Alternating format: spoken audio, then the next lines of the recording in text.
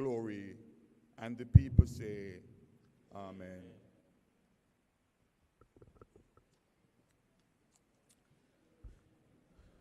Amen.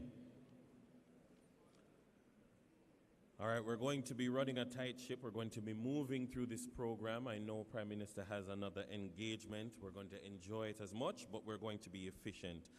Today, I'm going to invite to provide the official welcome and acknowledgements a gentleman who is a very hard worker in the field of training. He is ACP training, Mr. Merrick Watson. Put your hands together for him.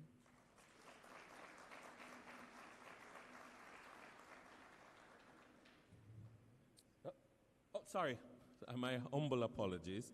Standing in his stead is SSP Fletcher, Aaron Fletcher, in his stead.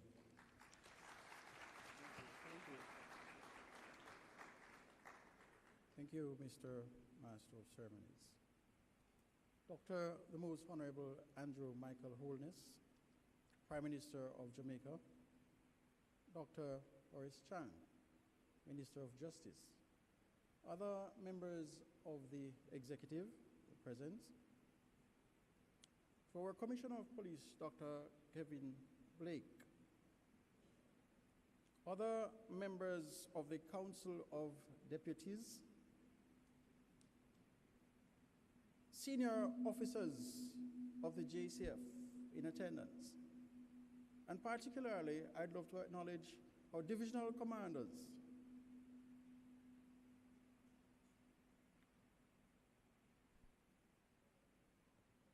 our specially invited guests, families, friends, loved ones, and I deliberately say last but not least, our 99 graduates. I take the liberty of saying our newly minted inspectors of police. Welcome. And to the graduates, congratulations. This ceremony today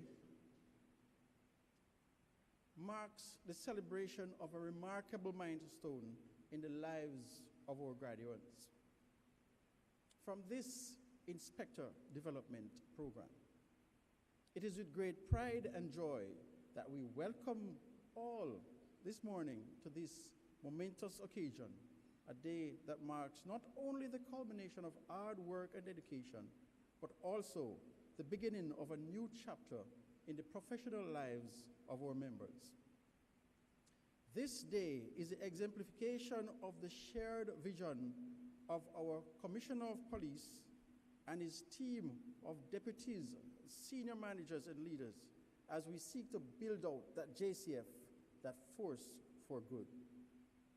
Graduates, you have embarked on a transformative journey, filled with challenges, I know. You have come away with growth and invaluable learning experiences. Your commitment to excellence in policing and community service has been unwavering. Through rigorous training, you have honed your skills, deepened your knowledge, and developed the leadership qualities necessary to serve and protect.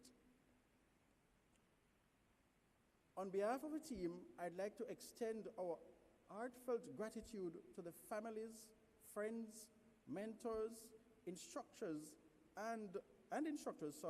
who have supported our graduates throughout the journey, and the officers, the bosses who believed in you. Your encouragement and belief in this potential has played an integral role in your inspector's success today. Today is a day that is deserving of great celebration for your support in light of their attainment. Graduates, as you step into your new roles as inspectors, remember that you carry with you the values instilled in this program: integrity, respect, professionalism, and steadfast commitment to justice. The responsibilities ahead may be daunting, but they are also filled with opportunities to make a profound impact in our Jamaica land we love. In closing, let us celebrate not just your accomplishment here today, but also the promise for tomorrow. Together, we can build safer communities and foster trust between law enforcement and the publics we serve. Congratulations, one, congratulations all, on this significant day of attainment in your career. We are excited to see how well you will lead with courage and compassion in your new roles as we continue to make our JCF that place for good. Once again, ladies and gentlemen, all welcome and do enjoy this remarkable, momentous occasion. Thank you.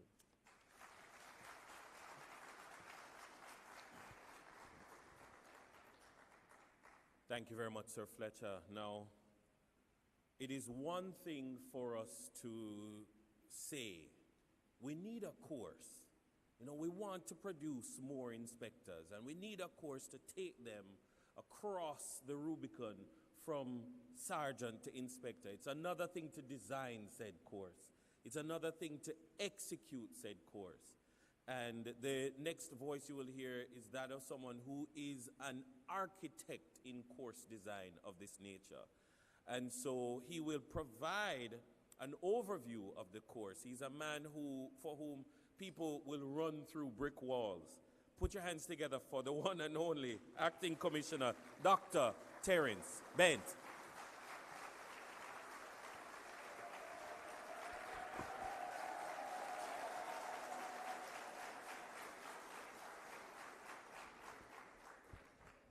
Thank you, Mr. Chairman.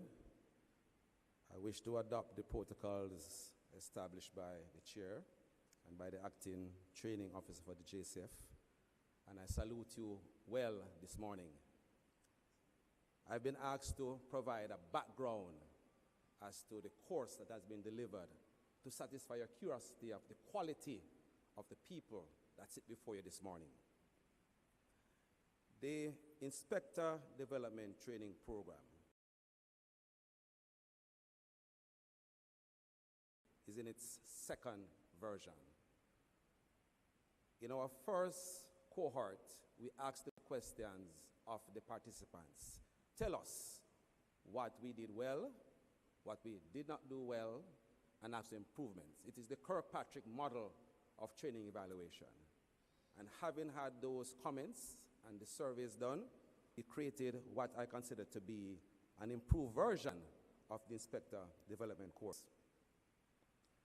The Inspector Development course is an incremental, experiential, modular training program. Incremental in that it builds on the learning of each member in their previous dispositions and ranks. So we do not offer them things as a constable, a corporal, or a sergeant, but those things that will propel them beyond their current station. It is experiential in its delivery. We ask each member to share their experiences as a member of the sergeant rank, and from that, I believe that we got enough material to understand the challenges that they intend to expect to face, the challenge that they have faced, and from that type of learning allows for a greater impact in the changing of the skills, knowledge, and attitudes that are demanded for the rank of an inspector. Modular in the current training delivery, modern tertiary learning institutions ask that we group the topics in such a way that they can be focused. The learners can be driven to think along a particular path for the different subjects in a particular area. I will now briefly indicate to you, ladies and gentlemen, the 5 modules that were delivered and some key topics that were delivered so you can understand the depth and the breadth and the training that was offered. The first module was leadership and personal effectiveness. These are the soft skills that every police officer should have in terms of communicating with the public and their members, emotional intelligence, how your feelings affect the feeling of others, because the more you rise in the ranks, you need to be cognizant of how your interpretation of feelings affects your delivery of your leadership skills. Also within this module were topics such as ethics in policing. We know that JCF, like any law enforcement in the world, is questioning about corruption, ethical behavior, and ethical thinking. So we thought it important to build out that particular subject within the personal development. Communication, public speaking, and how the members are going to use their emotional intelligence and soft skills as leaders were some of the critical areas. Because as we grow, apart from the professional and technical skills, the humanistic nature of leaders is important to get things done. The second module, as would be prescriptive, was station management and police administration. Now, we understand that the unit of police delivery is either police station or police office. But this police station has all of the facets that can be transferred to any unit within the JCF. So in this particular model, things like ISO 9001, Quality Management System, Commissioner, you'll be pleased to know that people quality and technology, the hallmark of the QMS, was delivered. We spoke about the issues of records management, personal management, the bread and butter of policing, but we pitch it at a level for an inspector, the person who is in charge of a unit. So now the leaders from where you're from, so we want you to articulate and look through the lens. I'm not as a sergeant or a corporal, but an inspector who wants to become a deputy superintendent very soon. The other area we looked at was policy and procedures.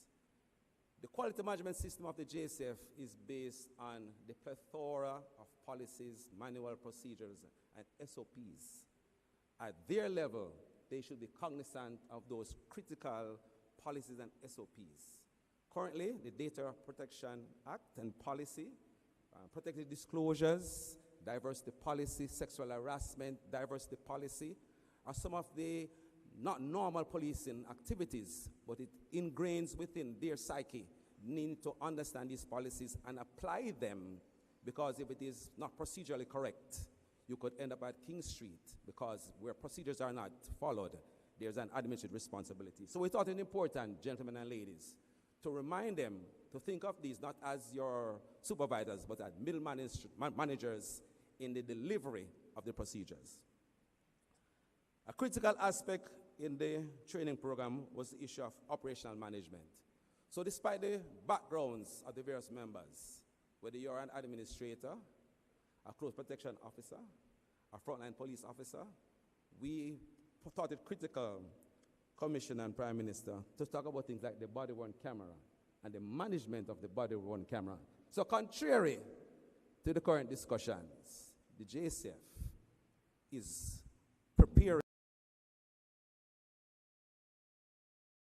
a cohort of inspectors to manage the policies which were designed for accountability, transparency, and effectiveness.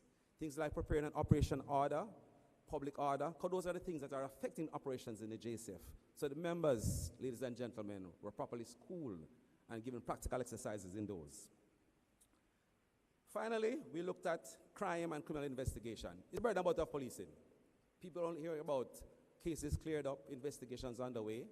So actually developed a module that looked at a missing person report that morphed into a murder, so that all of the steps of the investigation, they're able to manage it and prepare a case file that can be defended at a case conference, inter alia, before a tribunal of lawyers. So those were the 5 critical modules that they were exposed to. But how do we test the value of the learning and the training?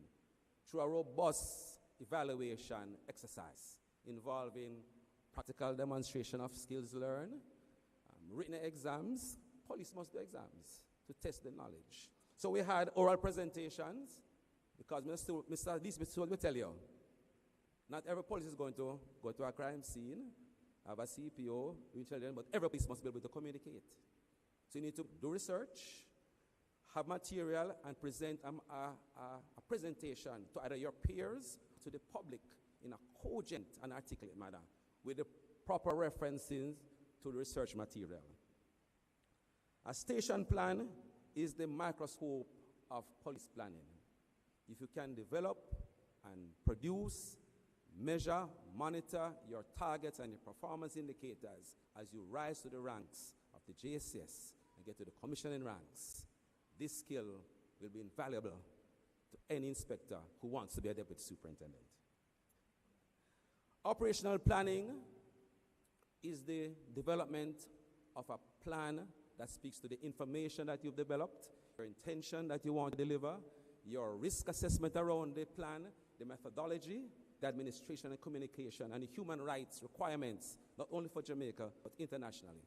So what we've developed, gentlemen and ladies, is the ability for them to articulate a written operations order. If you're going for a wanted man, you're doing a major event, and if needs be, you have to go before a tribunal, you can articulate the steps that you took within a prescribed format to deliver that plan. And finally, we did a written exam, not a multiple choice, but for them to explain to us certain critical lessons learned and taught to understand the nature of policing. In closing, I want to commend the syndicate directors. Could you just please stand for me?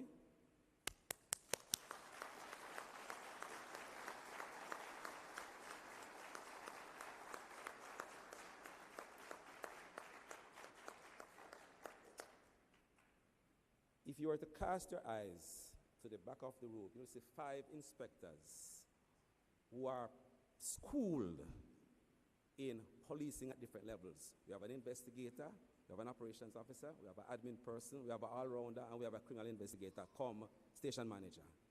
I believe, sir, that the selection and the direction and erudition provided by these persons in adult learning is commendable. And I just want to thank you from the top and bottom of my heart for developing this wonderful cohort.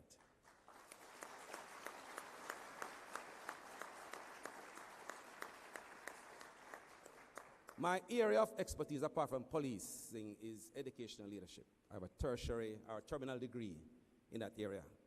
So I want to use that background, Commissioner, to rubber stamp this particular training course as fit for purpose for inspectors in the JCF. Thank you and good morning.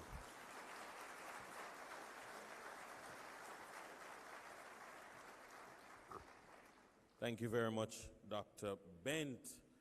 So now we appreciate what these individuals have been up to for the last 8 weeks, is it? 6 weeks? We don't say 8, man. 8 weeks. 8 weeks. They know it's 8 weeks because they felt it. and their sleepy eyes will tell you. And the road work that they had to do in some places that they had to go and some things that they had to undergo will tell you. Yeah, they know it's 8 weeks. At this time, it gives me great pleasure to invite to bring remarks a gentleman who has caused the weekly force orders to become popular reading. For some reason, every week, you see the force orders yet? You see the force orders yet?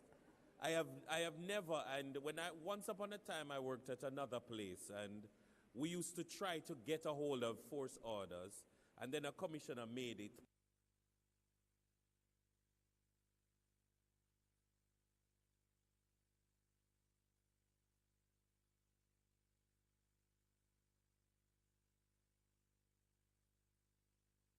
Put your hands together for our Commissioner of Police, Dr. Kevin Blake.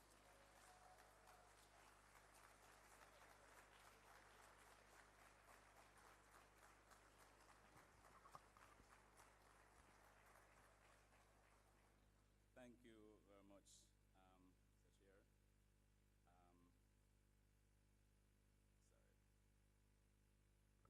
Ladies and gentlemen, isn't it a good day to be a member of the JCF? Excellent, excellent.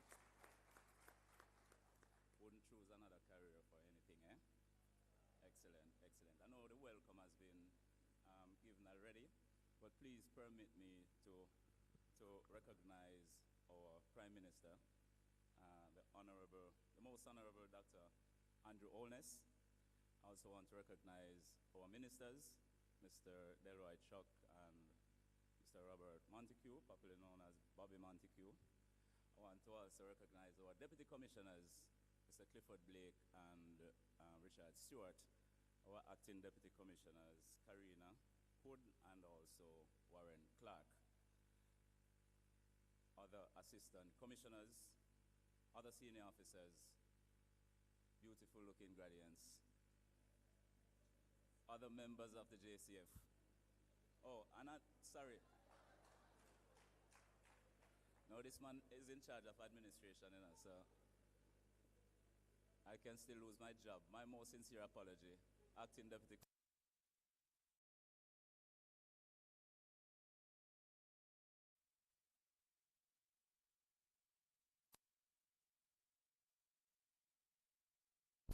Other members of the JCF, members of the media, friends and well-wishers, I see you come out in your numbers, other distinguished ladies and gentlemen, good morning. Before I start, I want to commend the organizers for the course first and foremost. Mr. Dr. Bent did an excellent overview and give us an understanding of what the course is about.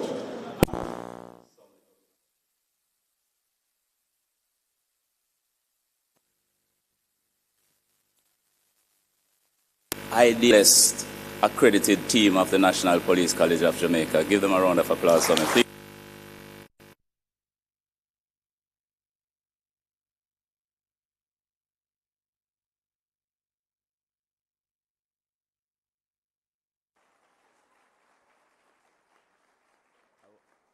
I want to also commend the organizers for this graduation. It just feels like a place that I want to be. Unfortunately, we have to be out of here early. So, delivering a course of this magnitude with almost 100, and somebody asked me why 99. But it's not 99, it's almost 100, Honorable Prime Minister. Almost 100 sergeants is truly a remarkable feat, right? And it's the first of its kind in our history as an organization.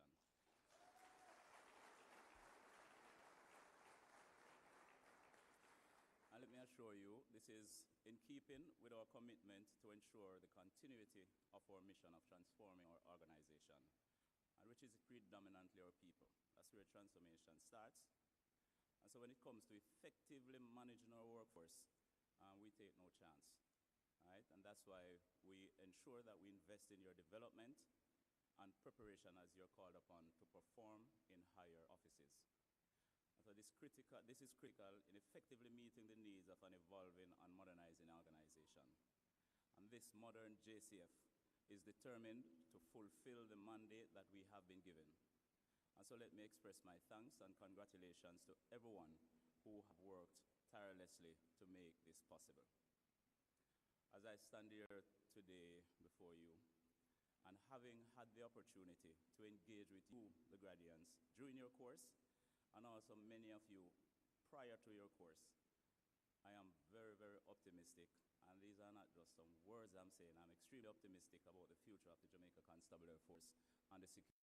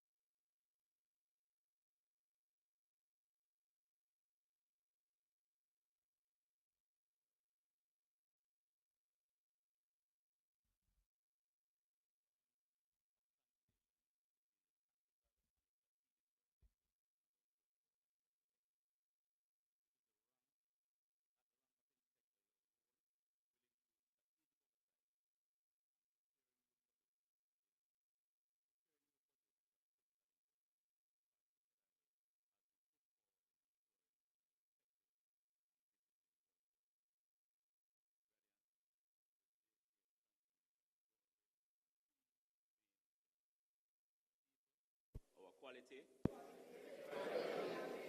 well learned. The program you have completed is a vital part of this vision, specifically focusing on the people pillar.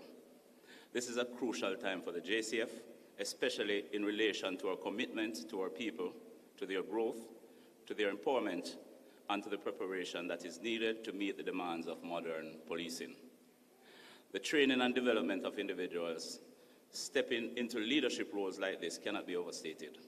Policing is much more than enforcing pieces of legislation. It is about navigating human behavior, understanding the complexities of the social dynamics, and dealing with the unexpected.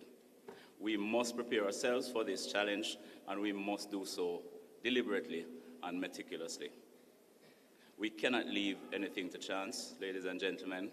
The preparation that you have undertaken reflects the seriousness with which we approach the evolving demands of law enforcement, particularly at this pivotal level of leadership.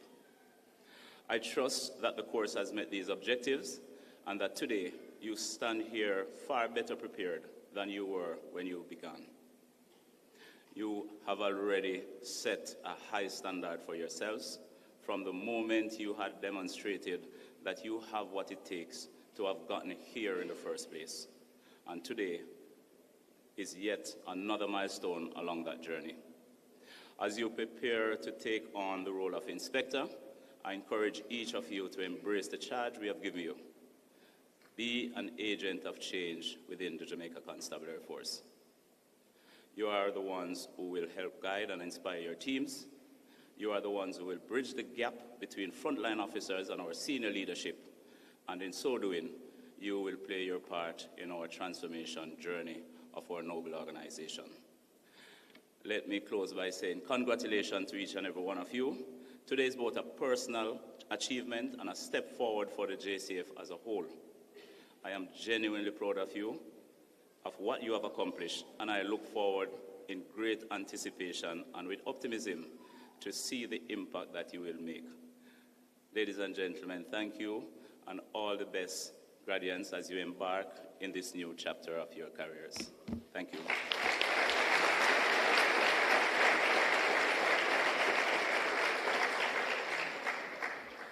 Thank you very much, CP.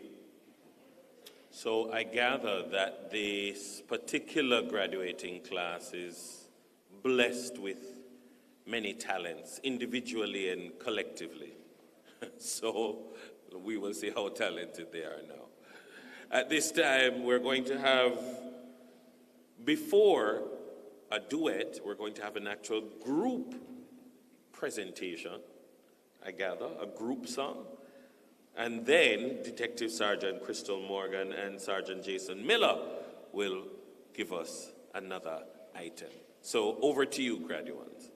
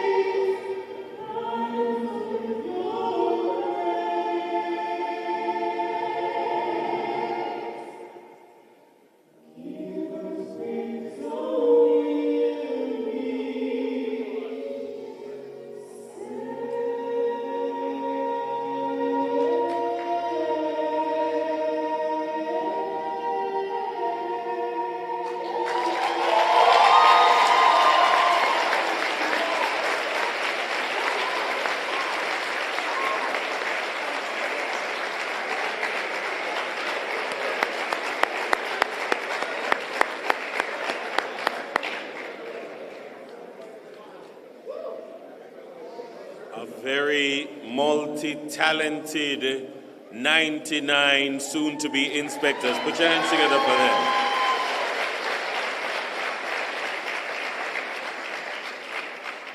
They have made their prayer and supplication known. They are asking God to guide them with their grace and give them faith so that ultimately, as they serve this nation with distinction, that they will be safe and they will make Jamaica safe and they will make Jamaica feel safe.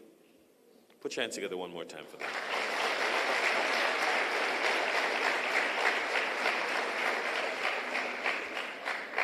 Now, at graduations, we present what the course was like from an administrative perspective.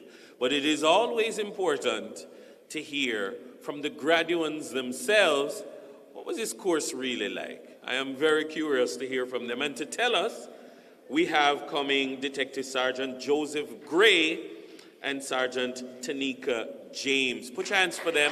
They're going to give the course reflection. Put your hands together for them.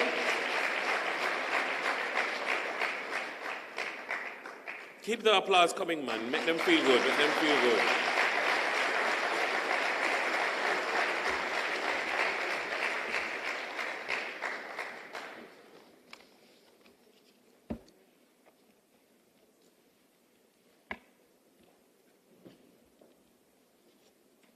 Prime Minister of Jamaica, Dr. the Honorable Andrew Olness.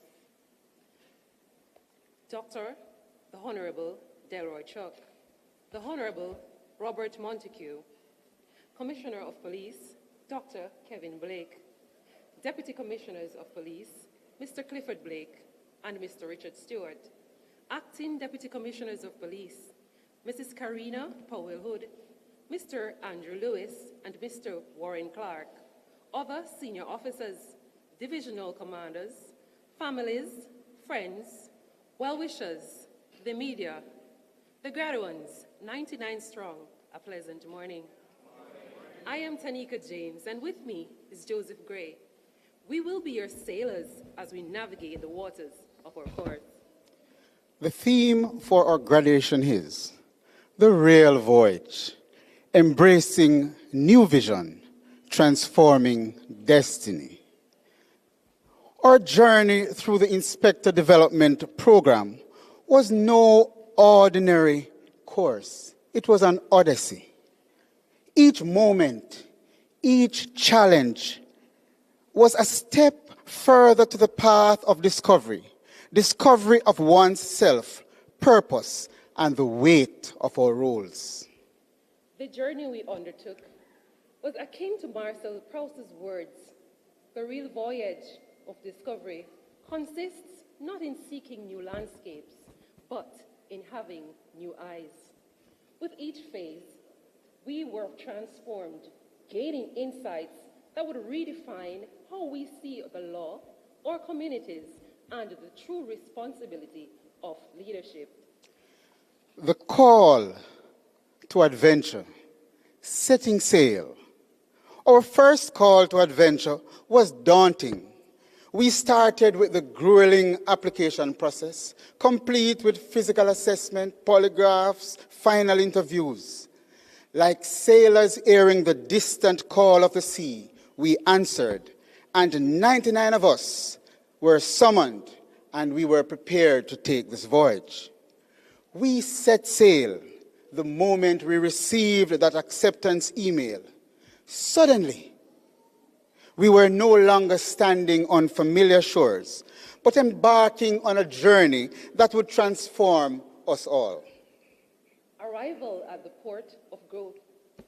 Orientation on Thursday, September 19, 2024, marked arrival at the grounds of the National Police College of Jamaica, where we met Dr. Terence Bent, Acting Assistant Commissioner of Police. He also the Director of Planning, Research and Development Branch, who would eventually serve as our course director. Alongside him, we had Inspector Suzette Kelly, our Diligent Course Coordinator, and Syndicate Directors, Inspectors Rodney Matthews, Althea Richards, Nicolette McKay, and Terrian Warren greeted us. They provided an overview of what lay ahead and established expectations for our transformation. We prepared for the rigorous days to follow. Orientation was the port where we see the maps and tools needed for the voyage ahead.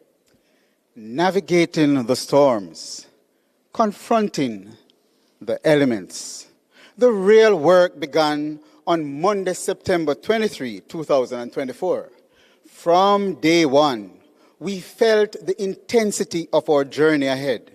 Every challenge, every lesson on leadership, public speaking, conflict management, emotional intelligence, and performance management was a wave to be conquered, demanding not only our skills, but a new way of thinking.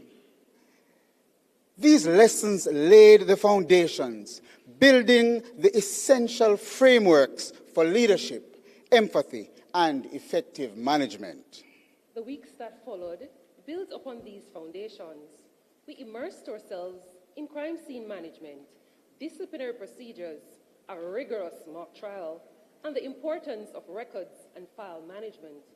Each lesson prepared us to navigate the multifaceted role of an inspector. The theoretical and practical aspects of the program became our compass, steering us as we learned to navigate the intricate waters of law enforcement leadership and management. Yet, this voyage was not merely a technical one.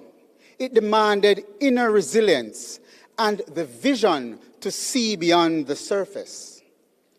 During our practical experience, we anchored at several divisional ports, deployed as divisional duty officers to gain hands-on experience. Each port call provided invaluable insights, further equipping us to command at a higher level on the vast sea of responsibilities that lay ahead. The climax, the Commander's Challenge. Our defining trial came in the form of the Commander's Challenge, a daunting trek through the relentless rain that turned into nearly impassable terrain. It was more than a physical test. It was a true storm, pushing us to summon strength from within and to trust each other. Whether mornings or afternoon, we trudged forward, each step pulling us closer to exhaustion, but the shared struggle bound us as a unit. It was this trial that transformed us from individuals to a cohesive crew, proving that we could endure and excel together, even under the harshest conditions. The stages of crew bonding. During our voyage, our cohort navigated Tuckman's stages of group development: forming, storming, norming, performing, and adjourning. Each stage became a critical chapter, showing us that true growth requires vulnerability, adaptability, and unity. These diverse skill sets of the group fostered collaboration, respect, and learning, leading to a strong bond. By embracing each other's strengths, we were able to build trust and rely on each other's support. The unity we shared and the purpose we have created this cohesive and high-performing team. Together, we became more than just a cohort.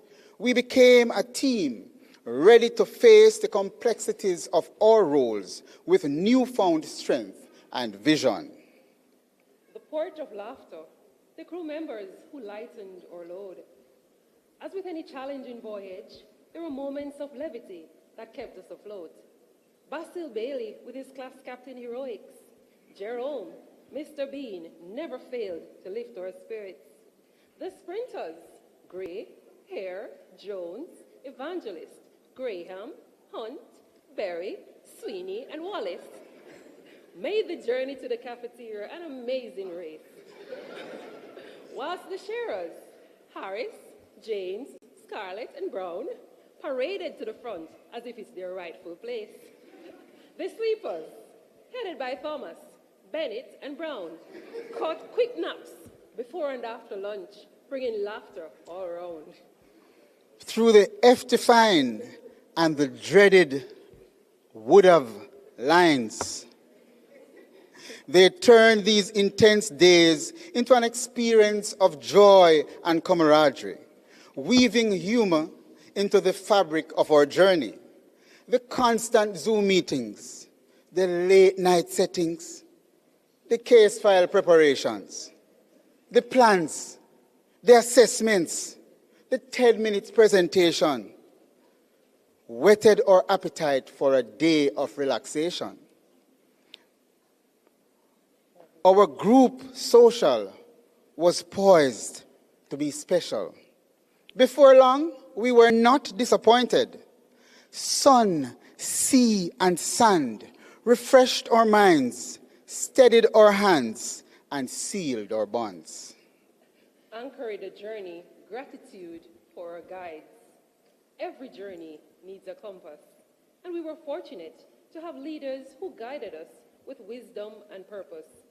Our captain, Dr. Blake, along with several other senior members of his crew, graced us with their presence. Captain Blake's vision of transformation, focusing on people, quality, and technology, was expertly imparted onto us. He reminded us that this transformation starts with us and that our task is not in seeking new landscapes, but rather having new eyes. DCP Stewart, head of the crime portfolio, addressed us Voyagers with a call to action, to speak positively of our organization and consistently do the right thing the right way. This, he assured us, is the way to leave an indelible mark on those we lead, fostering a legacy of organizational success.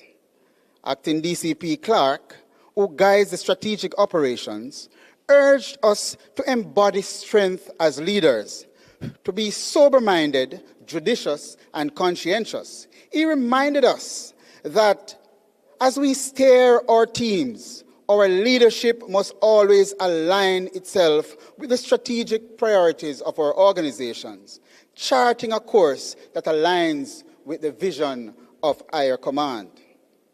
In his address, Acting DCP Lewis, overseeing administration, framed policing as a business with stakeholders who expect impactful results. He underscored the role of inspectors as a strategic problem solver and emphasized that we must approach challenges with insight and readiness to drive effective solutions, qualities that will steer the organization towards its goals. Our journey was guided by the unwavering standards set by our course leaders. The course director grounded us in leadership and integrity, shaping us into confident navigators. Inspector Kelly, our course coordinator, held us to the highest standards with a sharp eye and a resolute voice, always pushing us forward. If summoned by her, we knew a stern course correction was imminent. She was committed to setting things right, ensuring we stayed on track towards our true potential. Our syndicate directors, like seasoned sailors, shared invaluable insights, broadening our perspectives and enhancing our growth in lasting ways. Alongside us, our fellow participants became trusted shipmates, mentors, friends, forging bonds we'll carry with pride. Every facilitator, every crew member supported us tirelessly, making this journey unforgettable, with their dedication lighting our path. Docking, new eyes for new horizons. Through daily devotions, uplifted spirits, birthday blessings, and moments of both anxiety and resolve, we navigated this challenging terrain together, guided by Cameron's song, "We are together again, just praising the Lord." Now, as we stand united at the close of this journey, We are no longer just passengers on a voyage. We have become individuals ready to embrace the new rank of inspector, equipped not only with enhanced knowledge, but with newfound skills, attitudes, fresh insights, and a steadfast commitment to serve with empathy and integrity. So as we embrace this new vision and transform our destinies, we leave this course not just with new roles, not just with an expected new rank, but with new eyes, ready to lead, ready to inspire, ready to safeguard the image of the Jamaica Constabulary Force, and to protect and reassure the citizens of the communities in which we serve. To our fellow graduates, this is not the end of our journey, but with our continuous networking, we start a new chapter. An open horizon is calling us forward. Thank you, and bon voyage.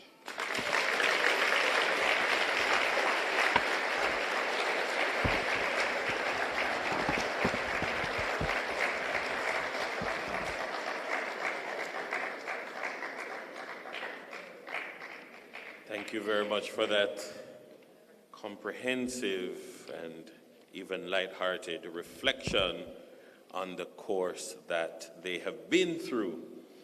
At this time, we're going to prepare to hear from our keynote speaker. The only rule that applies to the introduction of the speaker is that the introduction be not longer than the speaker himself.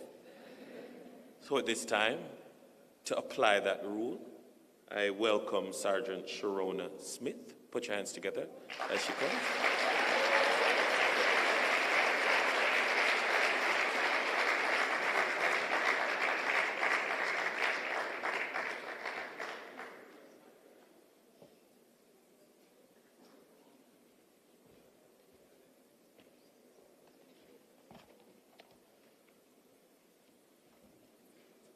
Master of Ceremony, Dr. the Honorable Delroy Truck, the Honorable Robert Montague, our Commissioner, Dr. Kevin Blake, DCP Clifford Blake, Acting DCPs Andrew Lewis, Warren Clark and Karina Powellwood, SSP Aaron Fletcher, other officers, distinguished guests, fellow graduates, pleasant morning. It is my privilege to introduce our esteemed guest speaker, Dr. the Most Honorable Andrew Michael Holness, ONPC MP, Prime Minister of Jamaica. We are pleased to welcome Dr. the Honorable Andrew Michael Holness, Prime Minister of Jamaica, who is steadfastly focused on building partnerships to achieve the vision of shared prosperity for all Jamaicans through inclusive economic growth and meaningful job creation. The Prime Minister is committed to making Jamaica the place of choice to live, work, and raise families, do business, and retire in paradise. Ladies and gentlemen, the Prime Minister.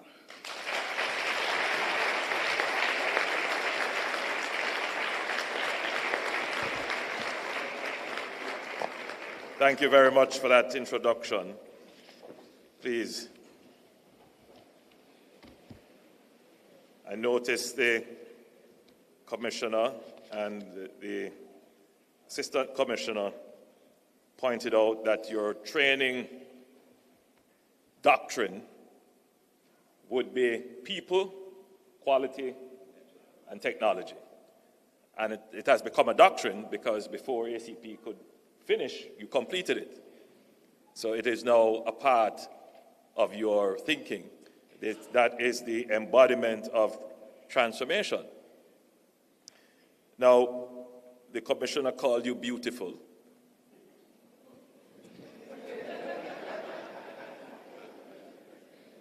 I will just say you look good. Yes, you do look good. And you will permit me if I get a selfie with you. People, quality. People, quality, technology. Nice. Did it record? People, quality, technology. That's it. This is a moment to save for posterity. You may not realize that you are a part of history, but you are. Jamaica has struggled long and hard to get to this point, to say that we can witness the transformation of the JCF. It's a long struggle. It started from the 90s, when we thought that the only way to do it would be to import foreign officers into our ranks. We did get some benefits from that. We struggled with a culture that became well established and difficult to uproot. We struggled with resources. We struggled with keeping people in the force. The attrition was very high. You recall those days? My conversation with the commissioner just a while ago is that you are now slightly above your establishment of 14,000. And now you're recruiting more persons than those who leave the force. The JCF is a place where people want to stay. The transformation is happening. The challenge, of course, is that whilst it is happening internally, the real transformation is when the people you serve, all by unified acclaim, say that the force has transformed. But transformation, as you know, it's a process. It takes time. It's not going to happen overnight with the snap of a finger. It takes a lot of planning.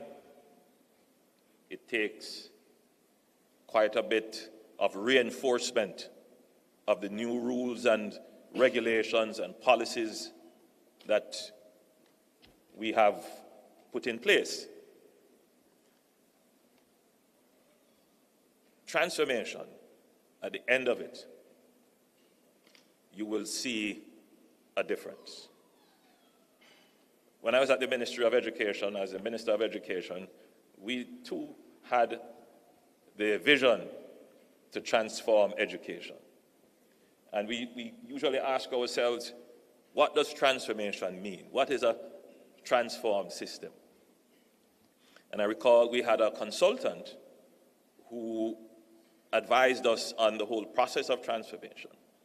And he said something that I'll always take with me. He said that transformation is the change from being a caterpillar to a butterfly.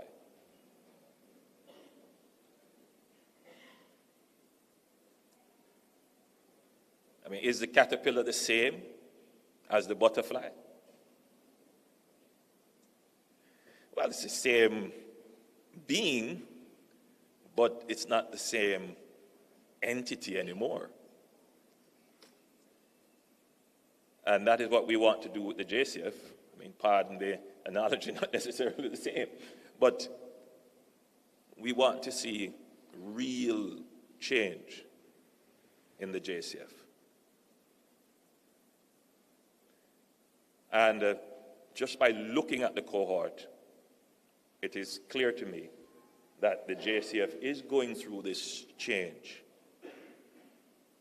of moving from being a caterpillar to a butterfly. But you know that there is a process in between that change, where the caterpillar gets into a cocoon. And that is where all the biological changes take place. Well, in a sense, the JCF is in this transition. It's in the process. It's on that journey of transitioning. It's not there yet, fully. But you're moving steadily towards that process of transformation. And I'm very pleased to be presiding over this transformation as the Prime Minister of the country, because this transformation can only happen with the government support. And it is not just wishful thinking, where we have had previous administrations who have talked about this. We have many reports written about it, several. I can pull many reports about what we should do to transform the force. But I really want Jamaicans to get to the point where they understand that anybody can give a good talk. Anyone can say anything. It's wishful thinking, unless you have the resources to put behind it. And what this administration has done is to put the resources behind the JCF. We have put the resources in remuneration. We have put the resources in infrastructure, technology, quality, and people. In fact, if you look at our budget and what we have spent over the last 9 years, it would eclipse several times over what was spent in the last 30 years. So the point that I want you to make a part of your doctrine is that the government is committed to the transformation of the JCF.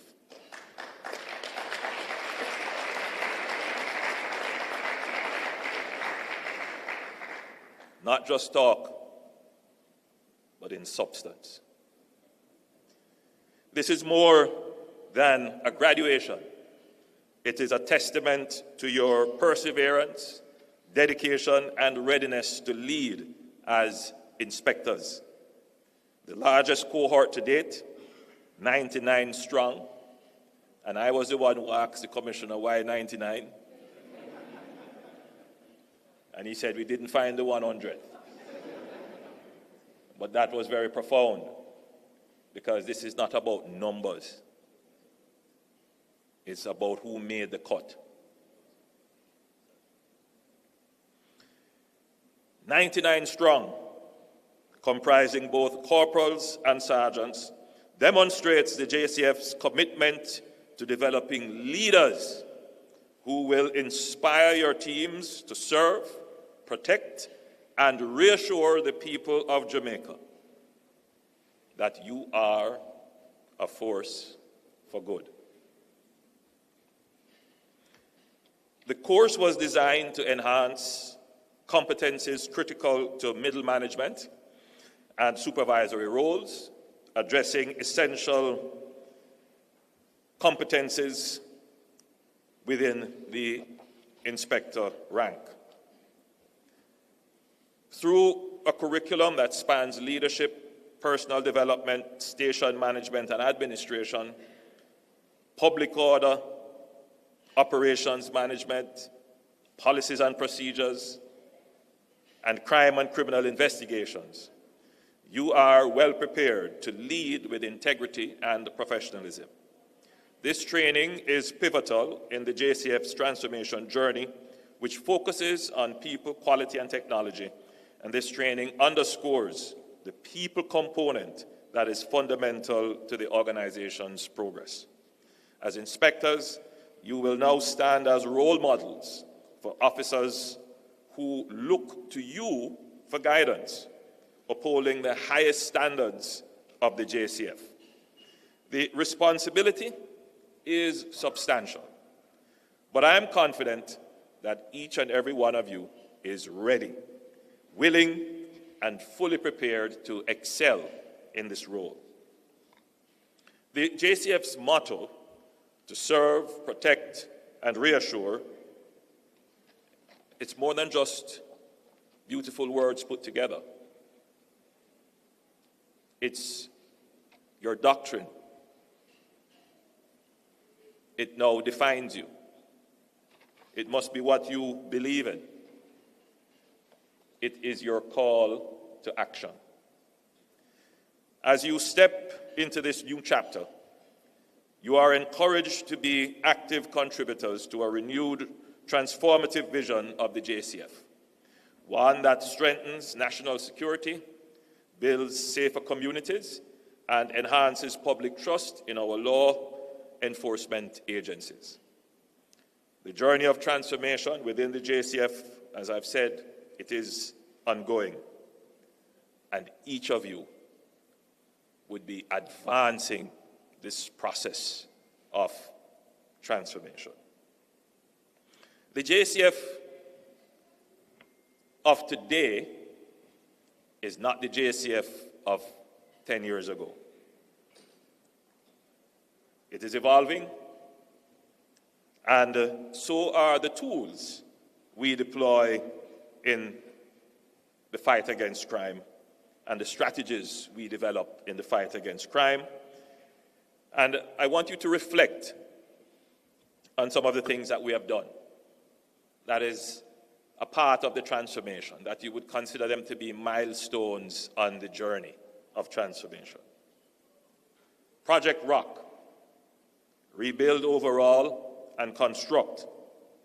We have revitalized the physical foundation of the JCF, delivering 14 modernized, citizen-friendly, secured police stations, with 5 more underway. These buildings represent our dedication to both officer welfare and public safety. We're going to be building probably the most modern police station in the Caribbean, and we're doing that in Spanish Town. Ground has already been broken and work has started. It is going to be the most modern. In the era of rapid technological change, the JCF has embraced new tools to improve connectivity and accountability, upgrading to the P25 radio communication network, deploying body-worn cameras. And there, let me pause a minute. The government of Jamaica is committed to the deployment and use of body-worn cameras for the Jamaica Constabulary Force, and indeed, where necessary, for the JDF. There is no conflict, there is no indecisiveness. It is something that we are doing and will continue to do. There is a sense, however, that these implementation and deployment of technologies like body-worn cameras can be done with merely the snap of a finger.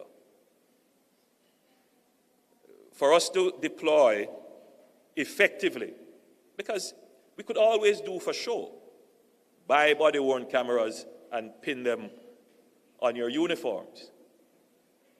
But when you go to collect the footage, there is nowhere to store it. There is no storage. Okay, all right, let's say we store it locally. There is no consistent management. A computer goes down, you lose all of that. So for us to deploy cameras, it is not about the deployment of the camera. The camera is the least of the system of being able to capture real-time footage of police doing their duties. First of all, we have to build a back end to store the data. We need to have a data center. Then we need to be able to connect the cameras to docks and docks to that data center. There's an entire infrastructure that has to be built with broadband connectivity to move the footage from the docks to a secure data center. That is about well, more than $1 billion of investment that will have to be made, which we have started to. We have in procurement now over $200 million for cameras. And we procured last time about $70 million worth of cameras. And we continue to procure. So I want the country to be assured that the government is 100% committed to having body-worn cameras become a standard feature of the police officer's kit. But for it to be done, it does take serious planning. Now consider, with everything that the government has to do, if we're going to be spending billions of dollars on the technology, we also have billions of dollars to spend on the roads that people complain about, the garbage to be collected. So it can't all be done all at once. You elect governments to make the decisions and the trade-offs, what you do now, what you do in the future, to get everything done. And I think that we have made the correct decision as to how we are moving ahead with the deployment of the technology, not for show,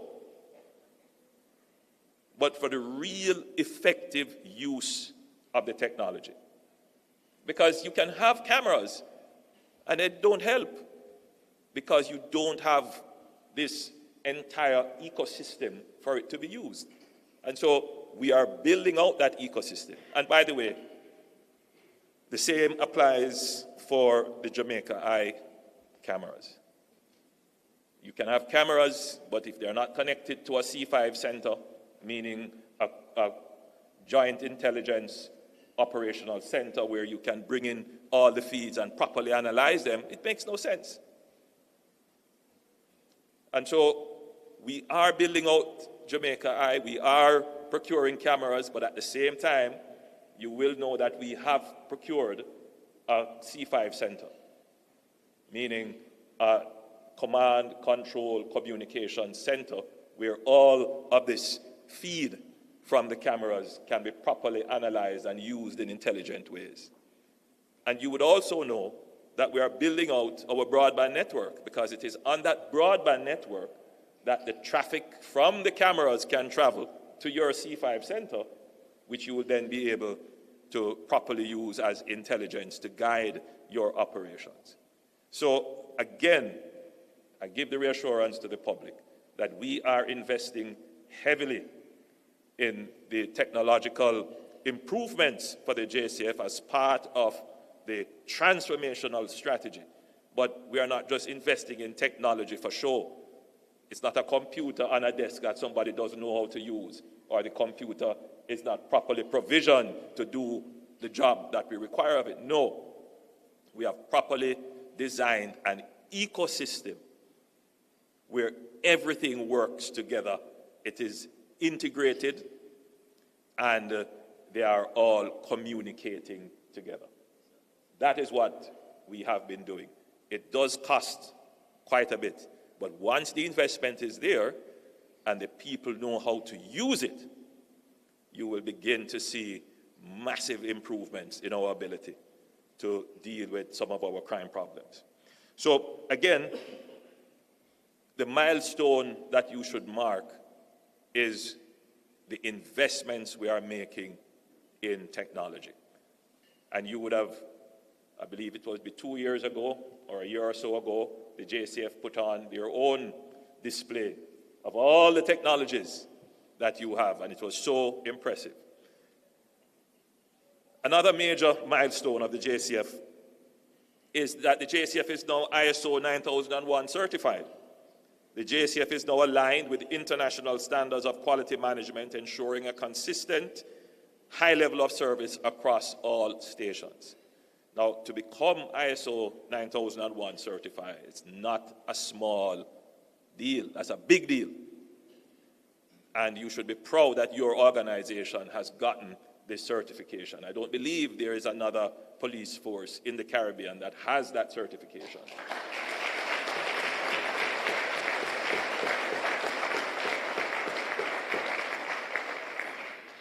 But I don't believe there are many companies in Jamaica that has that certification either. So it speaks volume for the leadership and management of the JCF. Improved mobility. Through our investments in vehicle procurement, we now have greater accessibility, visibility, and faster response time, and better management of the fleet. There was a time when we would only procure cars. Now, the JCF does not merely procure cars. We procure the vehicle, the parts, and we have our specific designs that we give to the suppliers. So we want cars of a specific type. So we are procuring a capability. And that is where we're going to eventually be, where we give the design for the car that we need for Jamaica's circumstances, and the suppliers build to that capability. And now, we have tracking capabilities on most of our cars. So, this business of the police car park up at a bar, well, it's only going to be there if it's on duty, assigned, and we know, but not for any other duty. So, the JCF has come a long way. So we know where our fleet is relative to where there might be an incident. So we know how to direct the nearest mobile asset to the scene where it is needed. So our capabilities have improved, and that is indeed a milestone. I'm not here saying that we have enough cars. We still get the complaints that a station in some remote area doesn't have enough cars, or there is no car there. We still get those complaints. But what is important to note is that we are building out, and each budget we make greater allocations to get more. The challenge that I have as Prime Minister when I hear the complaints being made, which complaints have to be made, people are frustrated and dissatisfied with service, that's important. But we need to do a better job to explain to people that changes have actually occurred. Things have actually changed. And that it is not that it's a negligent government not spending, it's that it takes time. We have to have a budget, then we go through design of what we need, then we go through procurement, and then the service actually has to be delivered. So between the time of the need identified to the time of the delivery of that need, there can be a lag. And whilst you are waiting, you really don't matter about that lag. You're not concerned about that lag. You want to get the service now. But it's important that we communicate such that frustration doesn't lead to adverse decisions, that understanding of the challenges will inure to a better outlook and a better perspective from the public as to what is happening. Because the JCF's mobility has improved significantly over the last 10 years. Significantly.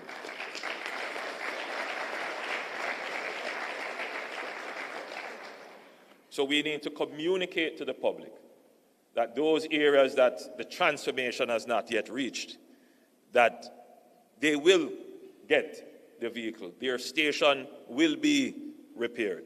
There is now a system and a process, and it is ongoing because the government has made the budgetary commitment to ensure that it gets done. So the JCF is in this process of transformation, and you are agents of it. And so you need to be able to communicate this to the people. And I say at this point, and I'm going to raise a matter which might be delicate, because I have had reports of people complaining to policemen or complaining to persons in authority. And the response would come, you know, see your government not giving a car.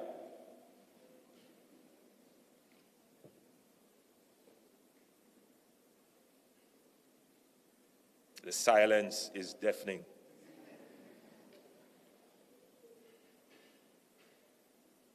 That is not an agent of transformation that says that.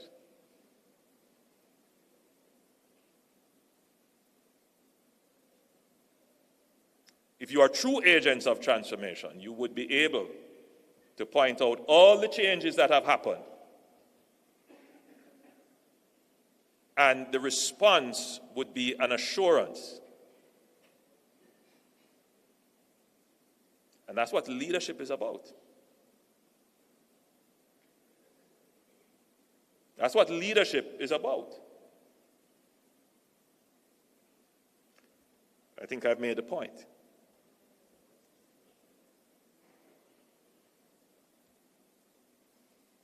The JCF has introduced new branches and portfolios, such as public safety and the traffic enforcement branch, the community safety and security branch, and the welfare department.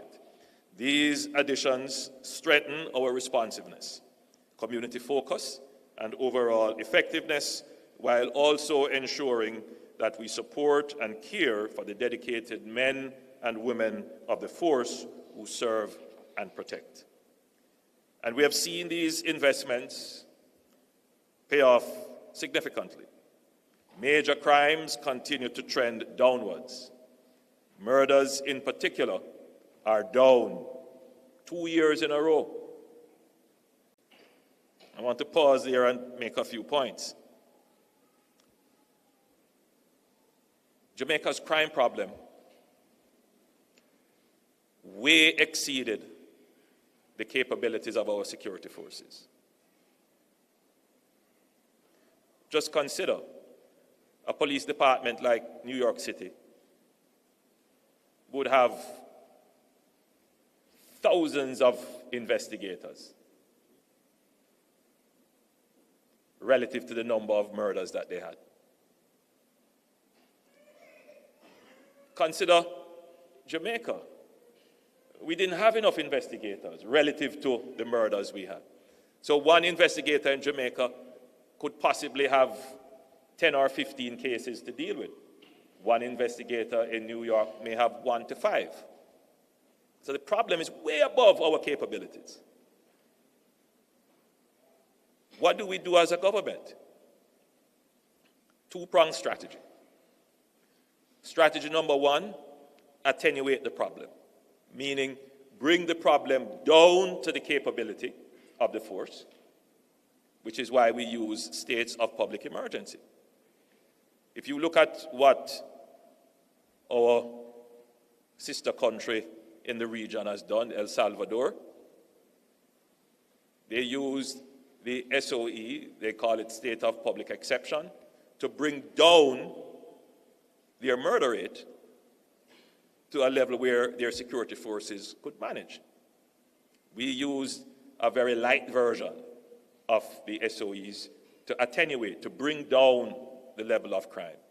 But we also had another strategy, and that is to improve and increase the capabilities of the security forces. So we have increased the number of policemen from, I believe we were at one point about 11,000 CP, about 11,000, and now we are just above 14,000. We have increased capabilities. We have made massive investments, as I've said, in communication technology, which has increased your ability to gather intelligence. We have invested heavily in training investigators and officers, which have, again, increased your capabilities. We have invested in the leadership of the force. And all of that is paying dividends. So, I think there's been a kind of misplaced analysis and diagnosis of Jamaica's crime strategy. I don't think people fully appreciated what it is that we have done. There is a view that we have relied on SOEs. Absolutely not. We've just used that to ensure that the problem doesn't escalate further beyond what we can control, whilst we take the time to invest in the security forces so that what we call regular policing would be able to treat with the problem that we have. Now, as it relates to regular policing and the problem that we have. There is the notion that Jamaica has a murder problem, a homicide problem. The truth is that if you were to take away murders related to gangs, then our murder rate would be at or below the regional level. So what we really have is a problem with organized crime, with gangs. And so we are going to increase the capabilities of the JCF to treat with gangs. And that's what we've been doing. And that's why when you had 300 gangs documented, now you're down to somewhere, every time I speak, there's a different figure. So the last time I heard CP, you're about 180 from 300. 170? 178, moving from over 300. I'm saying all of this so that as the new middle management of the JCF, that you understand what is the overall strategy. Now, as we invest in degrading and eroding and eradicating the gangs, the JCF can't have any of its members involved in gangs. None of the JCF members can be in any way, shape, or form associated with offering support, giving information, taking money from, being friends with people who are in gangs. It must not happen.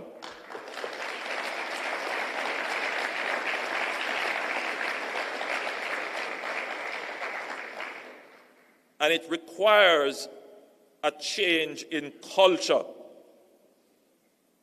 Because, unfortunately, over the last 30 or 40 years, there has been the infiltration of the police force by criminal organizations, many of them parading in ways to suggest that they are, regular business people. We are friends. I go drink at his bar. We go have a talk. It must change in the JCF. We must, as the people who are protecting the country, separate ourselves in every way from the organized criminal gangs.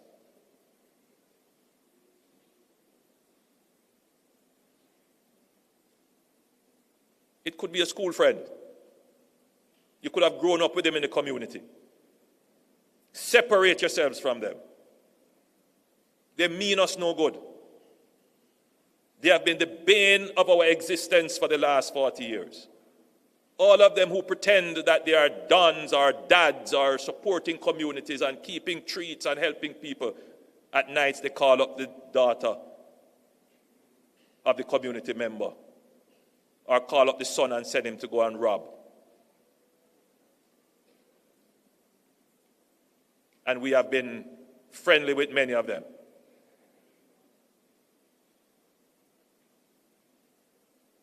This batch of the new leadership of the JCF must make it a part of your doctrine.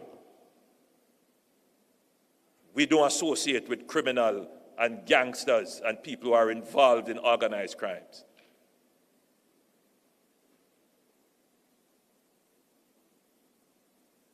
If you really want to see the transformation of Jamaica, get rid of the gangs. And that is my message to you at your graduation.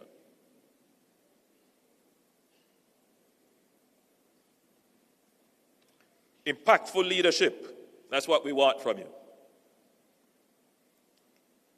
So with all the changes that we are making today, you can see that we are reshaping the JCF. We are reshaping the JCF into an institution where people can trust it, and people will have the highest respect for the organization. And with all the investment that we are making, I had the occasion to attend a night in my constituency recently. It was of a young man who, there's a new profession now called social media influencer. So he's a TikToker. He's 19 years old and apparently very popular on TikTok. I won't go into any details. Unfortunate incident, I can only repeat what was in the press, that he was on a motorbike with another youngster, and there was an accident involving the bike and a police car, and he was hit off the bike and he died as a result of injuries sustained. I went to visit the family, and as I've said, there's nothing that, the most difficult part of my job really in dealing with constituents would be when I have to go to a home to console a family when a loved one has died. And it is even more difficult when the loved one who has died there was some state involvement in the death. Because ultimately, I lead the executive branch of the state, and I do bear some obligation to the citizens on this matter. So it was very distressing. But the upshot of it was, as a result of this, they had lost faith in the police. When they recounted how they were treated and how the state treated them, it's really very distressing. Because remember, they see themselves as your taxpayers. They are citizens. They pay your salary. And for somebody to say to them, give me your phone, and take the phone. Go over there, sir. It dehumanizes them, as if they have no rights in their state.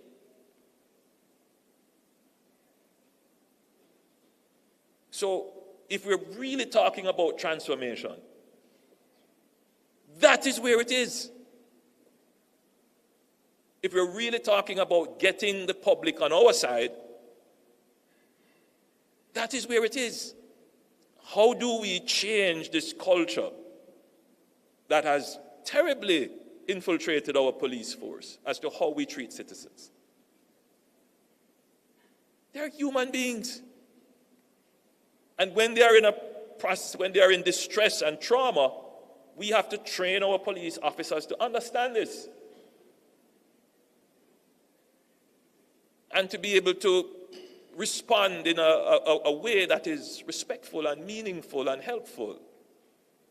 So there is a family with youngsters who are going to school, who are doing well, who are asking questions to their mother, why did my cousin die? He's a 9-year-old and he's trying to grapple with this death. Can you imagine whenever he sees the police now, it's a totally different perspective when he's over here in the conversations in the family about police. So we are investing billions in the police, but the transformation isn't yet reaching the people. So at your graduation, I'm not even going to ask the commission, I'm tasking you directly, because you are the people who are going to make it happen. You are going to be in charge of the stations and the formations and the groupings. The only redemption in the situation was one family member said, well, one of the khaki suit men came up and spoke to us.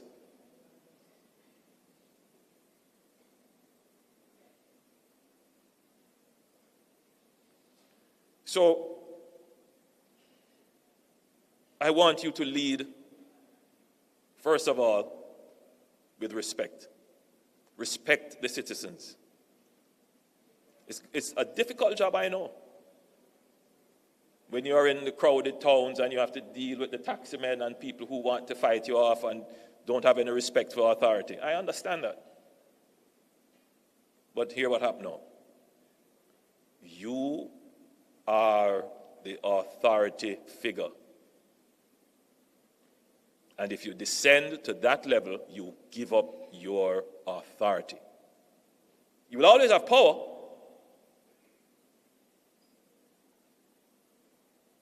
but authority is a process of, agreement to submit to power.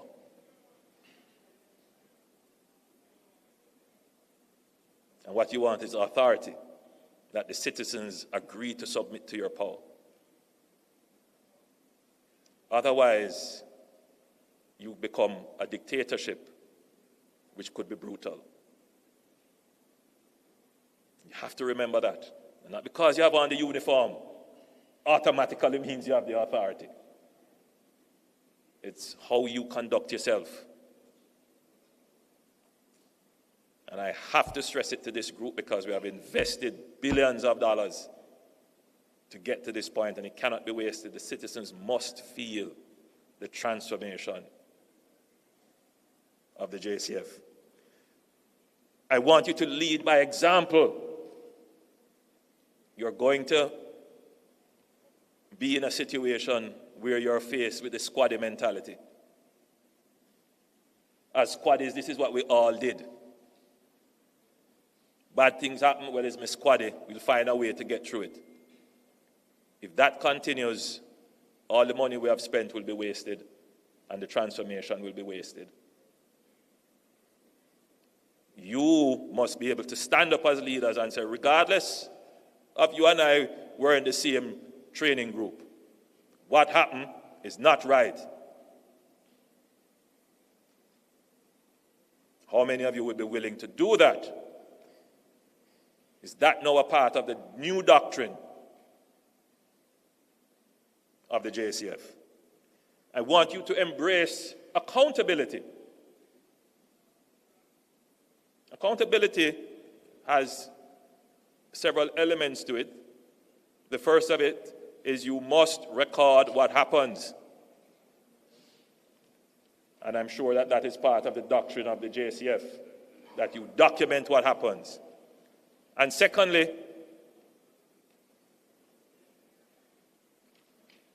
the people who are responsible for what happens must be held to give an account for it. Sometimes no action is taken, But the accountability process means that something has happened, explain what has happened. If sanctions are necessary, then sanctions will be applied. So I want you to embrace that. I want you to empower your teams. As leaders, sometimes we want to do everything ourselves. Sometimes we fear the next man or woman and don't give them any tasks lest they excel above us. But that's not true leadership.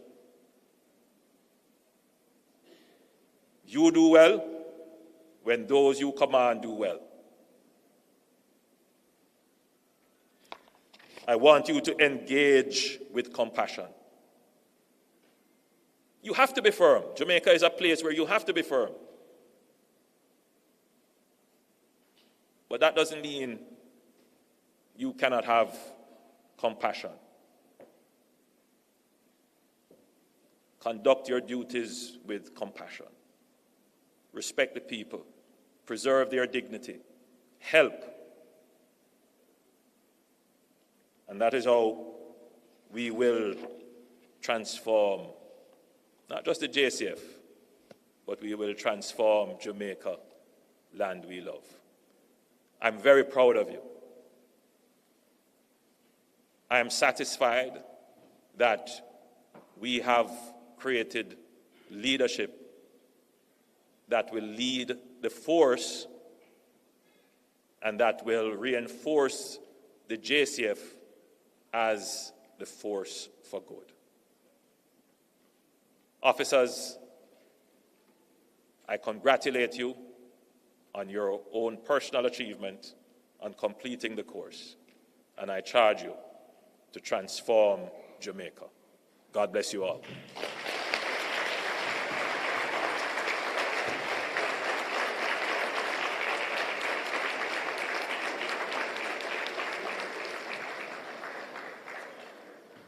Thank you very much, Prime Minister.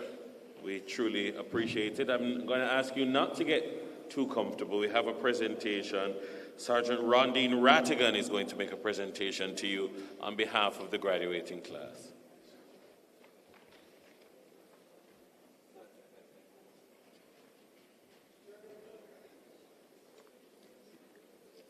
Good morning, Prime Minister, Dr. the Most Honorable Andrew Holness.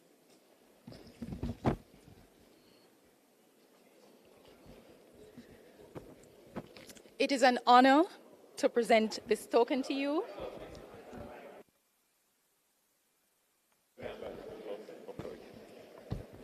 It is an honor to present this token to you on behalf of Cohort 2 of the Inspector Development Program.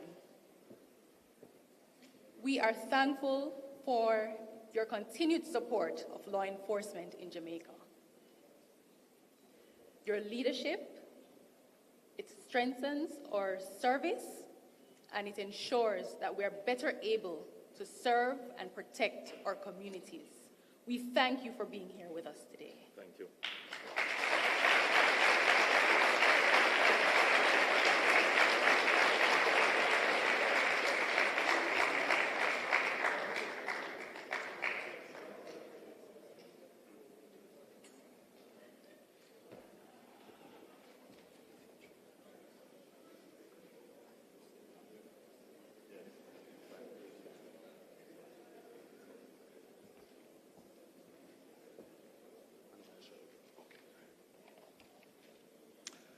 All right, we're coming to the moment that they have been waiting for. It is a large batch, so we will do the next few things very efficiently.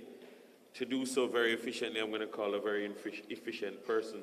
Deputy Superintendent of Police, Ms. Cheryl Brown, is coming, and she will explain how we will handle this portion. Put your hands together for DSP Brown.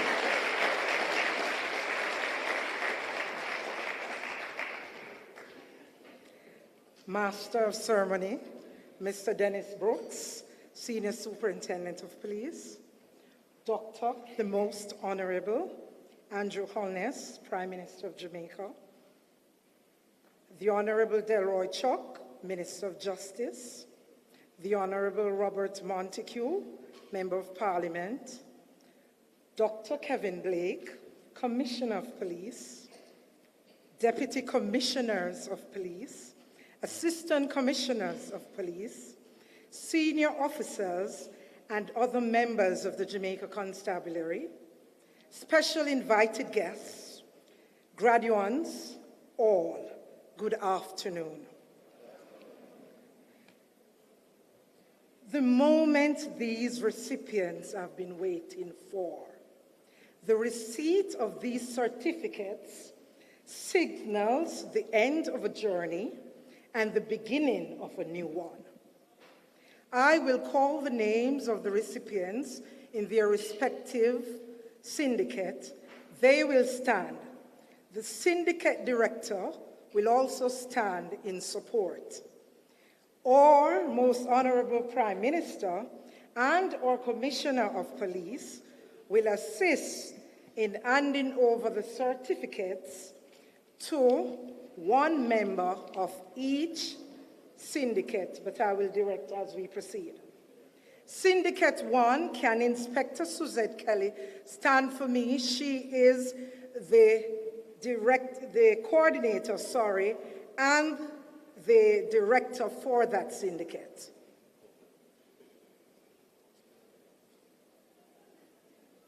And the names are Sergeant Nicholas Shorter, Sergeant Crystal Morgan, Sergeant Gary Mackenzie, Sergeant Latoya Rodney, Sergeant Oral Jenkins,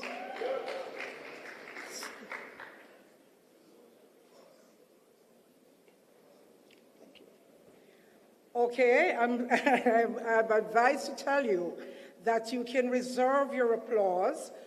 At the end, you can do it at the end of the names after each syndicate been called.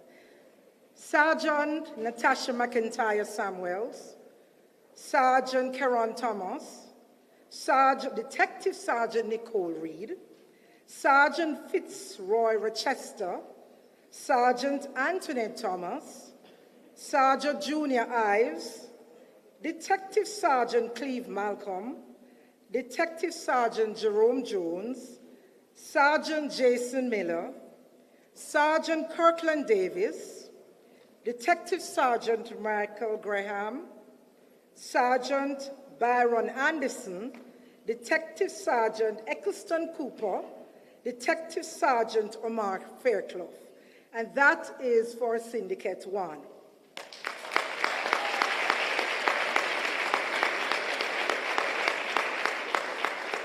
Syndicate 1 will remain standing. Sergeant Nicholas Shorter, could you come forward, please? And our most honorable Prime Minister will come forward and he will make the presentation of the certificates.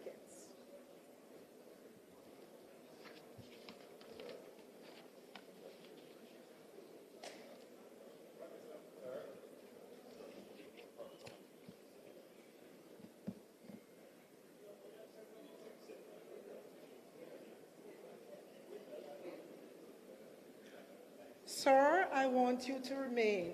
I feel so important having the Prime Minister standing next to me. I don't have to do it down here.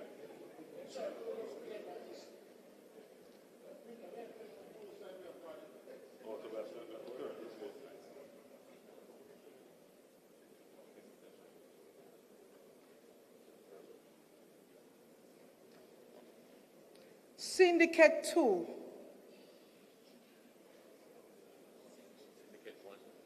Sorry, Syndicate 1, please be seated.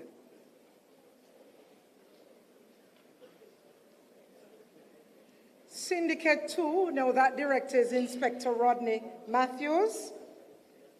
And the names are Detective Sergeant Patrick Lindsay, Sergeant Tanika James, Detective Sergeant Brian Samuels, Sergeant Jean Miller, Sergeant Julaine Richards, Detective Sergeant Martin Walker, Sergeant Denise Bennett, Sergeant Medica Margon Sweeney, Sergeant Latoya Wheatle, Sergeant Mario Taylor, Detective Sergeant Everton Garrick, Sergeant Marvin Wallace, Sergeant Carlos Campbell, Sergeant Horace Robinson, Sergeant Ricardo Reed, Sergeant Omar Bryan, Detective Sergeant Caron Cameron, Detective Sergeant Jermaine Folks, Sergeant Damian Miller, and Sergeant Antoinette Burton. Detective Sergeant Lindsay, could you kindly come forward?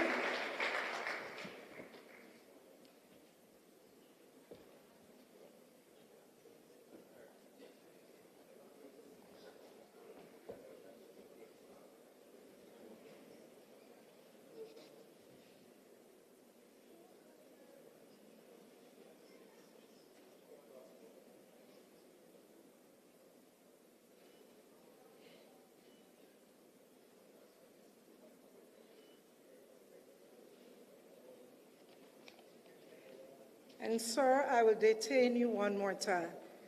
Can you please be seated, Syndicate 2? Syndicate 3, and the director is Nicolette McKay, Inspector of Police.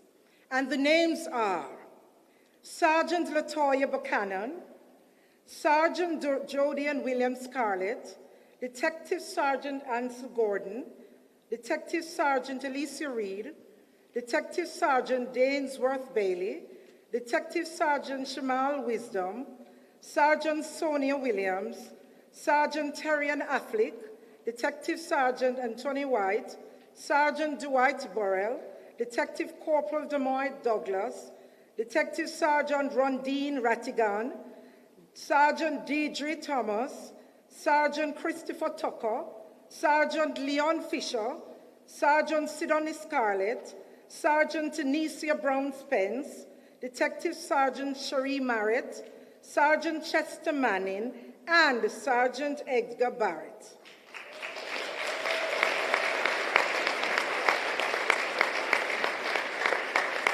Sergeant Latoya Buchanan, could you come forward, please?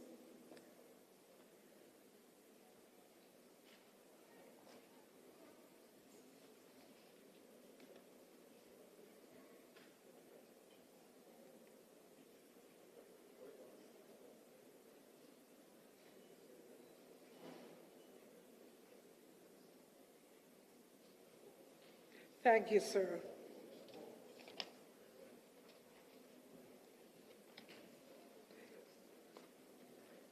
Could you please be seated, Syndicate 3?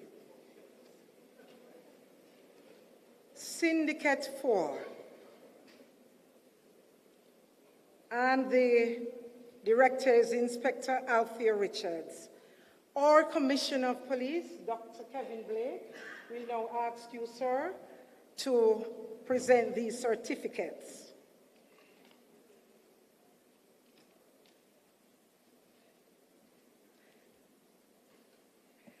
And the names are Sergeant Graham Evangelist, Sergeant Christopher Booth, Detective Sergeant George Coburn, Detective Sergeant Cordith Willis, Sergeant Andrew Spencer, Detective Sergeant Debbie Jennings, Sergeant Marguerite Gardner, Sergeant Florizel Thompson, Detective Sergeant Sasha Gay Mullins, Sergeant O'Neill Brown, Detective Sergeant Garfield Livingston, Sergeant Patrick Dixon, Sergeant Sonora Newell, Sergeant Omar Matlock, Detective Sergeant Robert Robinson, Detective Sergeant Darnell Harris, Sergeant Michael Heron, Sergeant Garfield Ellis, and Sergeant Raphael Jones.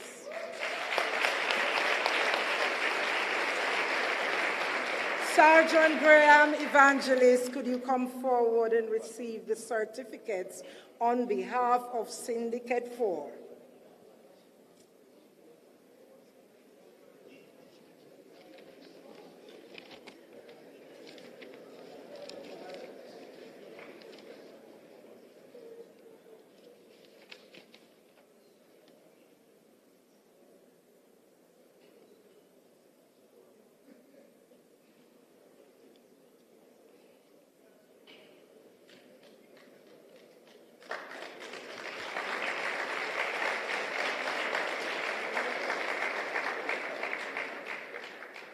Could you be seated, please?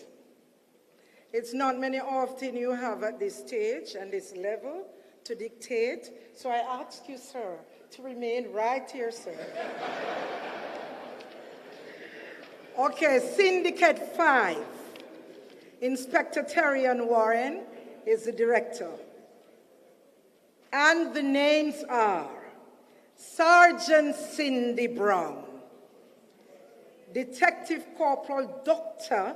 Shalane Fraser, Sergeant Basil Bailey, Sergeant Joyce Chamberlain, Sergeant Anishka Flanagan Monroe, Detective Sergeant Sharona Smith, Detective Sergeant Violet Berry, Sergeant Chantal Myers, Sergeant Nicola Thomas, Sergeant Horace Hunt, Detective Sergeant Sean Brown, Sergeant Angelita Hamilton, Detective Sergeant Greg Gibbs, Detective Sergeant Joseph Gray, Sergeant Howard Hamilton, Sergeant Barrington Huntley, Sergeant Handel Harris, Sergeant Lawrence O'Connor, Detective Sergeant Jermaine Jenkins, Sergeant Ricardo Hare, and Detective Sergeant Jason Morgan.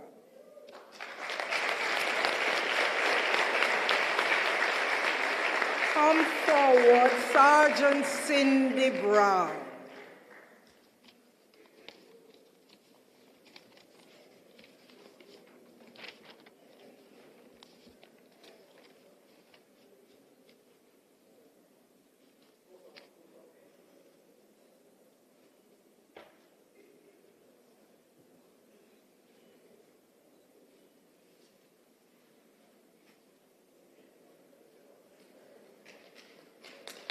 Thank you, sir. Thank you.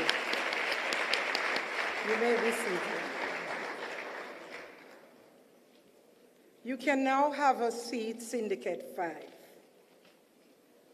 The Most Honorable Prime Minister, ladies and gentlemen, today marks another historic day in the Jamaica Constabulary Force, and I am happy to be part of it.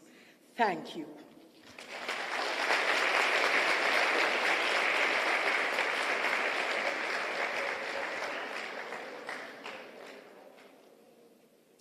Thank you very much, Madam Brown.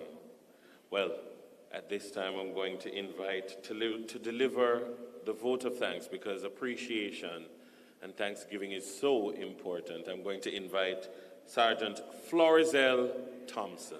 Put your hands together for him as he comes.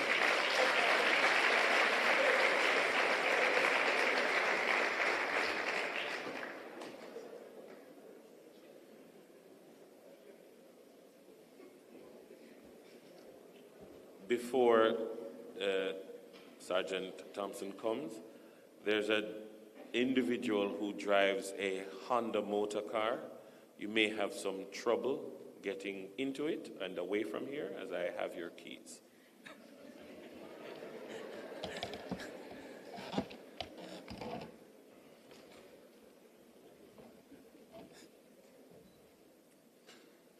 Master of Ceremony, Mr.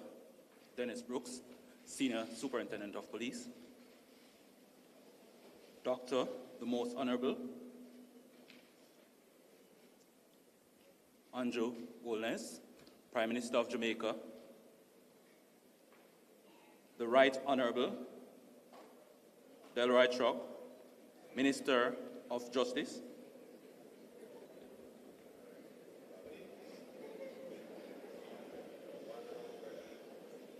the Honorable Bobby Montague, Member of Parliament, Dr. Kevin Blake, Commissioner of Police, Council of Deputies, Assistant Commissioners, Area Commanders, Divisional Commander, Gazetted Officers, members of the media, special invited guests, graduates, good afternoon to you.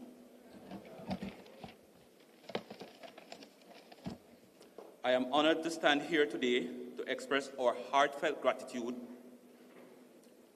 to all those who made this ceremony possible. Our guest speaker, Dr. the Most Honorable Andrew Holness, Prime Minister of Jamaica.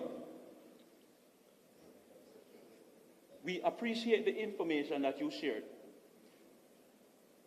More so, the part that you spoke about ROC and the transformation of the JCF.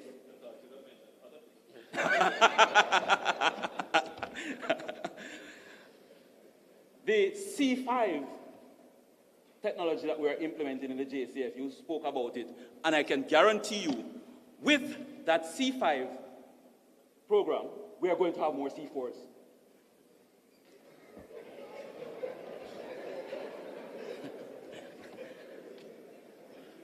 Commissioner of Police, Dr. Kevin Blake, sir, we're convinced that you're a transformational leader.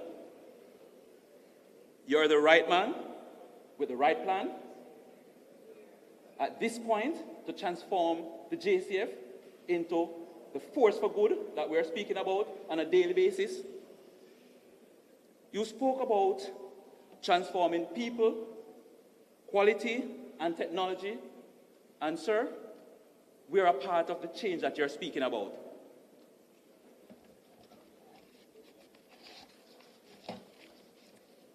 Portfolio officers, Mr. Richard Stewart, Deputy Commissioner of Police, Mr. Andrew Lewis, Acting Deputy Commissioner of Police, Mr. Warren Clark, Acting Deputy Commissioner of Police, Assistant Commissioner of Police, Ms. Karina Powell-Wood, Acting Deputy Commissioner of Police. I thank you for providing us with strategic guidance on our course during your presentation. Thank you very much. Dr. Blake.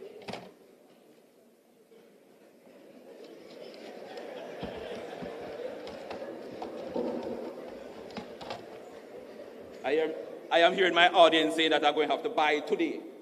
But sir, the transformation that is taking place, your deputies, when they came and made a presentation to us, we get the information that they bought into the concept and they're prepared to drive it to us, the members. And I can tell you, sir, that the transformation is taking place right here as you speak.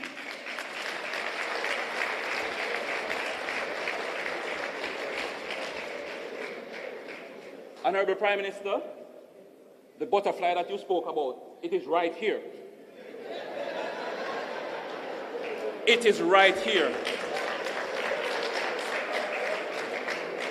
Now, I can say to you that this transformational moment that we're facing and we're a part of,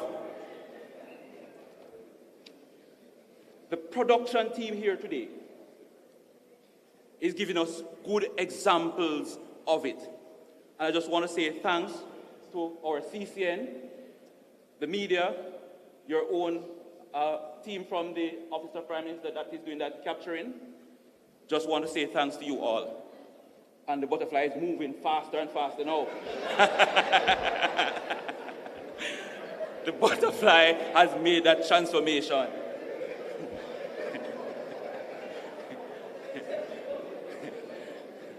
Hotel management and staff, want to thank you for the hospitality that we're enjoying at this point. Should I speak about the butterfly again? Families and friends, I want to say to you that the sacrifice that you have made at this point, we're here and we're here making the best of it, and I'm sure that we made you proud. Just want to say thank you to you, family members.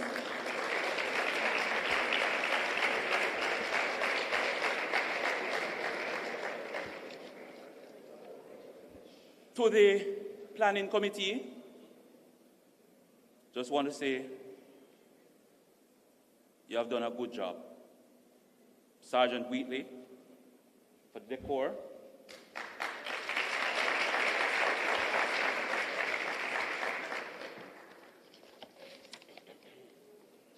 To our commanding officers, thank you for allowing us to participate in this program, because the JCF, as we know it now, is a very competitive environment. And for you to make that choice in selecting us, we are very much thankful about that.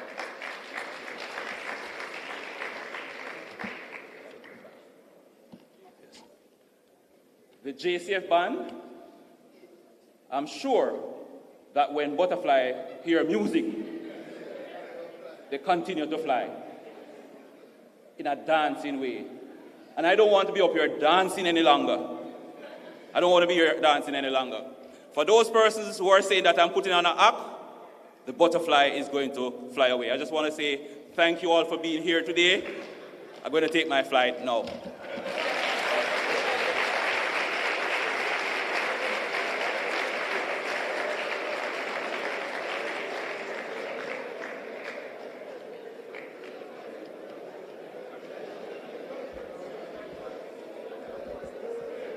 Thank you. Thank you very much, Sergeant Thompson, for that very colorful,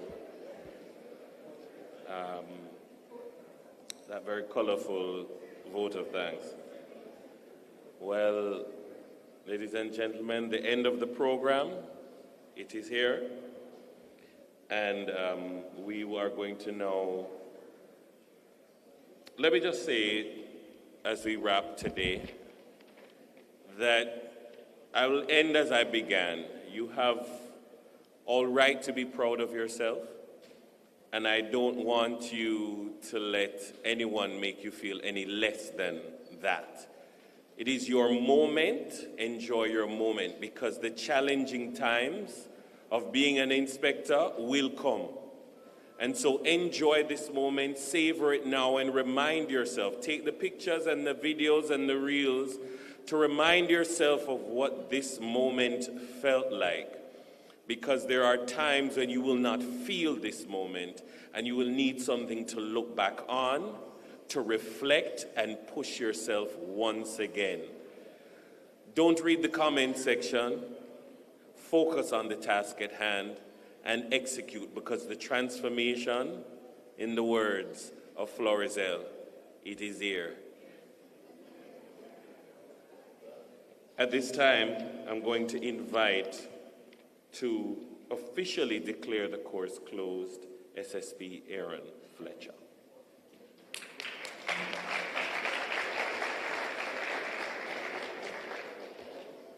Thank you, Mr. Mastros, Chairman.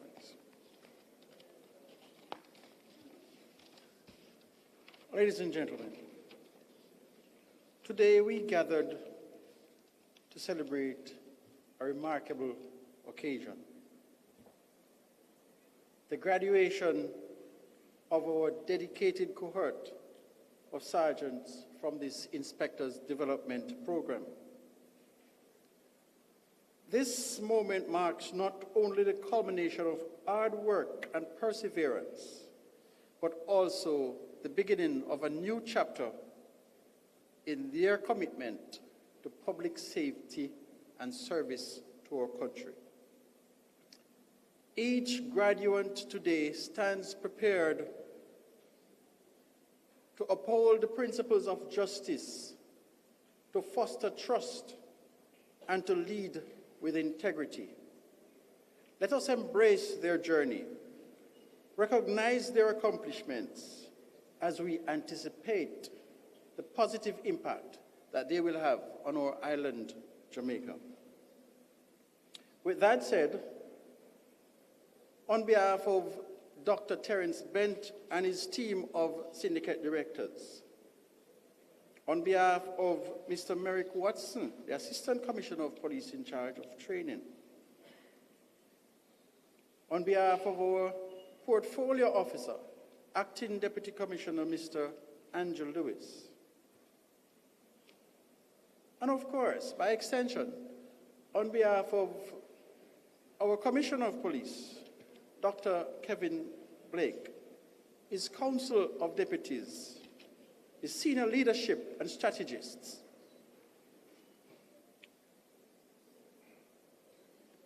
It is my pleasure to, at this moment, formally declare this course closed. Thank you.